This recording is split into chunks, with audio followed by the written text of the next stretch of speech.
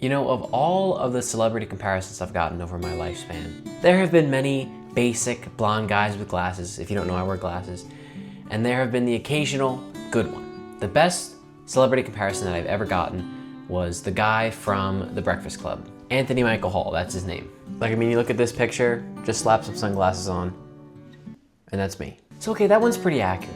But recently, I've received a not so accurate comparison. That being Facebook's Mark Zuckerberg. What? Mark Zuckerberg. Sorry for the messy bed, but Mark Zuckerberg. Really? We're really scraping from the bottom of the barrel, huh? I mean, look at this guy. How could you ever say that this guy looks like me? All right, well, I did it for the bit, but now I've got a lot of sunscreen on my face. So while I rub this in, I'll continue to talk. I really don't think at the end of the day that we look that similar, okay? And frankly, I've been getting pretty offended because I never received this comparison once in my life until about a month or two ago. I don't know if it's something I've been doing with my skincare or the way I've been speaking or the way I've been more, you know, lizard-like. That was supposed to be me blinking sideways. I will say though, nowadays, he's not the ugliest guy on the planet. A few years ago, like 2020, it was looking a little rough for old Mark. But now, bless his stylist, because he got a perm, he threw on a chain and a black t-shirt, and he looked good. So if we're talking about chained up Mark Zuckerberg, that's not as much of an insult. If we're talking about post-COVID Mark Zuckerberg, please don't compare me to him. But you know what, at the end of the day, should I really be that offended, or should I just be happy that someone's comparing me to a celebrity? Someone's thinking about me out there, even if it's a little bit harmful. But hey, I don't know, maybe that also means that I just have that billionaire social network swagger. That's often what Mark Zuckerberg has been described as, having some swagger. You know, like the ruthless businessman, like, you know, like, I don't know what Mark Zuckerberg does. He Facebooks. He buys his Pradas at the cleaner, right? Anyone get that reference? Sorry, my Prada's at the cleaners! Anyway, I just thought I'd do that as a little cold open to this episode of The Something Show. And today I wanted to talk about road trips. And while I do this, you might notice that my bed is a little bit messy. So what I'm gonna do is, in early Something Show fashion, make my bed while I talk. I'm gonna move you up here. Okay, that sunscreen is not fully blended in. It's left a little bit of a film on my face. But I last made my bed, I think, I probably made it since then, but in one of my very early videos on this channel, it was just called Make Your Bed. And in the video, I make my bed. Anyway, road trips.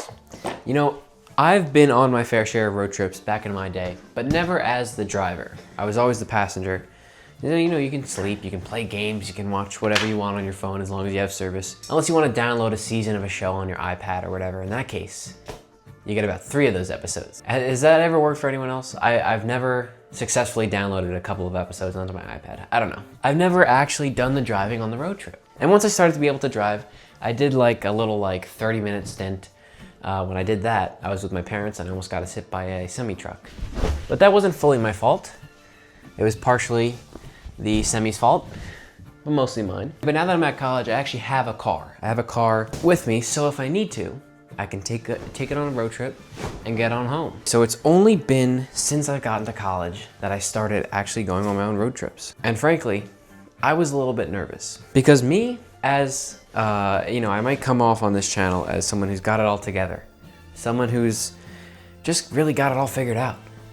He's handsome and funny and sophisticated, but contrary to that, I'm a little bit clumsy, right?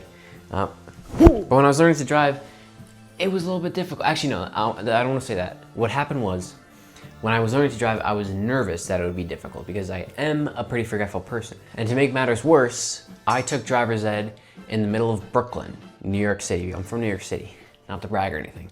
In the middle of Brooklyn, New York City, at around 2:30 p.m. on a weekday. I think it was a Wednesday. Quite possibly the single worst time you could be taking driver's ed. And that kind of threw me into the fire and I learned how to drive, but I never had gone on a road trip. I keep saying this, I'm getting to the point eventually. Anyway, I recently embarked on my first road trip. It was actually to my girlfriend's college. Now, it wasn't the video that I just posted. That was my second time going there. But on my first time, I was a little bit nervous because I was kind of like, all right, I'm gonna hit the road and head on over there. And then I realized, once I started driving, I was like, oh my God, I've never driven this far in my life. But then once I hit the road, I was like, this is easy. I just kind of sit here and make sure not to crash into anyone. which of course is an important step. Don't crash into people, but it's not that hard not to crash into people. And now in this past week, I've done quite literally the most driving that I've ever done in my life. I went up to my girlfriend's college last weekend, and then this weekend I went down to my hometown of New York City. Not so much a town as it is the biggest city in the world, but still. And on that trip to New York City, I encountered my first difficulty while driving. Traffic. Yeah, a 3-hour trip ended up being 4.5 hours without stops. With stops, because I'm a frequent peer. It was about 5 hours, a little over 5 hours. Not so much because 5 hours is a super long journey, but because it was trafficy. That was rough. The weekend after this weekend, I'm driving again to my girlfriend's college, so I'm doing a lot of driving. Now I understand that I kind of just went in circles saying that I'm doing a lot of driving for the past however long, but the moral of the story is that driving is pretty fun. Road tripping is pretty fun, if you can even consider a 4-hour trip a road trip. But there's one caveat, and that's that you need good music. A dangerous thing about driving on the highway is falling asleep on the highway. It's generally considered not a good thing to do that. If I can put it more clearly, that is incredibly dangerous. Don't ever fall asleep while driving. So one thing you need to keep yourself awake is A, like a coffee or something, of course, but B, good music. And by good music, I don't mean music you like. I mean music that you can scream at the top of your lungs. Which, believe you me, when I say scream, I mean scream. I am so unbelievably loud while driving. That being said, just make sure to do that while paying attention to the road.